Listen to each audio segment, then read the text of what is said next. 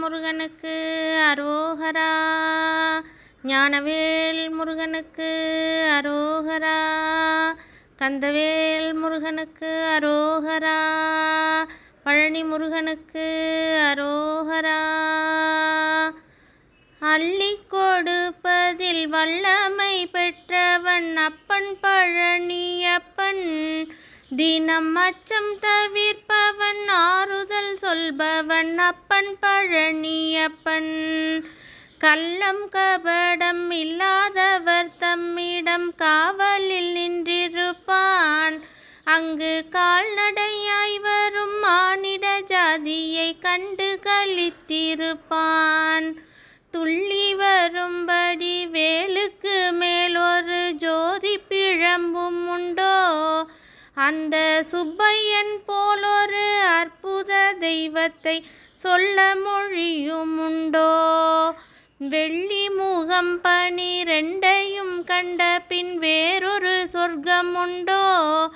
Aunty வேஷத்தில் ஆயினும் வீரத்தில் ஆயினும் வேலனை வெல்வதுண்டோ? சித்தர் வணங்கிய சேவர் கொடியோனை சேர்ந்து வணங்கிடுவோம்.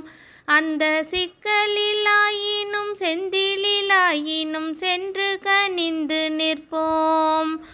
பக்தருக்கென்று திறந்திருக்கும் தென் பழனியை கண்டு கொள்வோம்.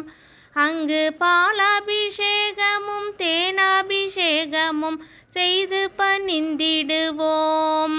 செட்டி முருகன் எனும் பெயர் பெற்றவன் தண்டாயுதம் அல்லவோ?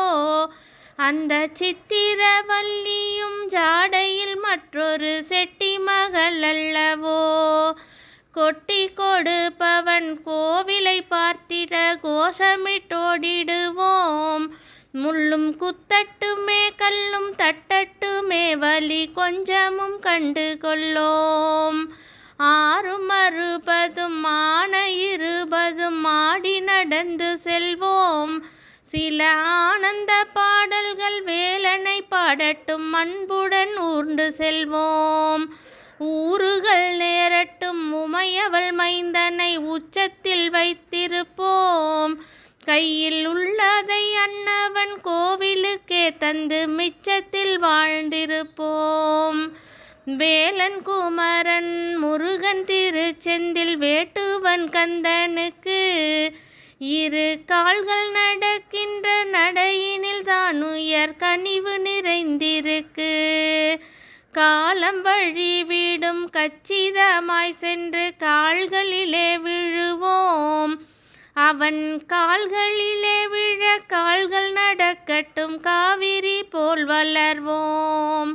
காலம் வழிவிடும் கச்சிதமாய் சென்று கால்களிலே விழுவோம்.